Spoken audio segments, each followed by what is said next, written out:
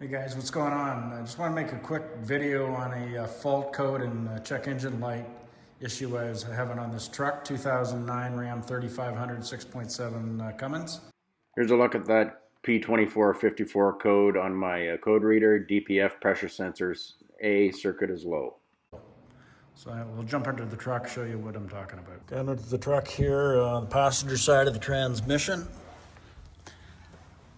You'll see up in here is the sensor I'm talking about. There's two hoses, short lengths of rubber hose, and then metal hose that leads to forward of the DPF and aft of the DPF.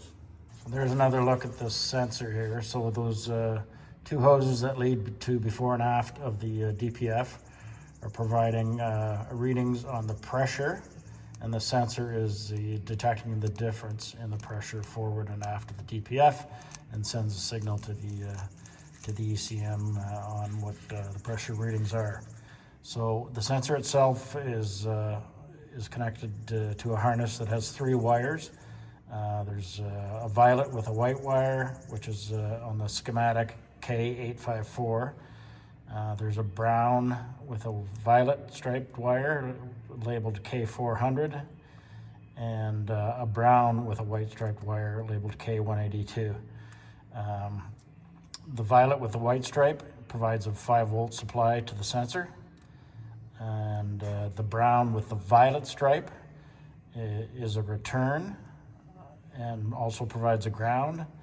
And then finally the brown with the white stripe wire, which is the middle of the three wires, it is the signal wire that sends the pressure readings before and after the DPF to the engine control module. So I had this code about 5 or 6 years ago, and it ended up being a bad DPF pressure sensor itself, so I replaced it. So my initial thought on this was to just replace this sensor, and it was likely going to be the same issue I'd suffered several years back.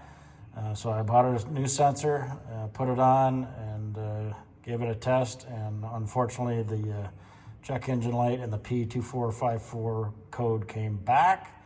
So then I made the assumption that it's likely some sort of electrical problem or the ECM itself. First thing I did was verify the voltage on the violet with the white striped wire to ensure it was getting the 5 volts it was supposed to get. It was reading about 4.95, so it was good. I also verified the return wire, so that's the brown with the violet stripe, to make sure it was a good ground. It was indeed a good ground. And then on the brown with the white stripe wire, that's a signal wire in the middle.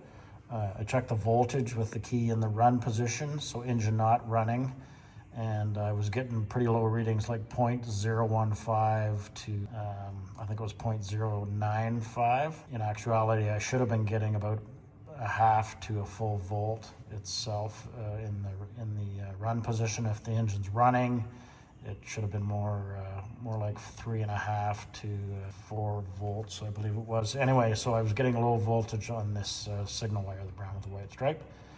I made the assumption that the ECM was probably not bad, so I thought I'd just start tracing the wire harness from this position back to the ECM to see if I could see any issue. So as I worked my way forward on the harness, so now I'm on the driver's side of the transmission, the bell housing here. I worked my way forward, and what I noticed here, see this right up here, that's a metal grounding strap, and I've zip tied it out of the way, but it was rubbing right on the back of this this harness at this connector. That connector in the factory schematic is connector C108. It looked like it had been rubbing these wires, so I had a closer look. I've got some RTV on it now to cover the issue, but indeed you can see the grounding strap where it's frayed.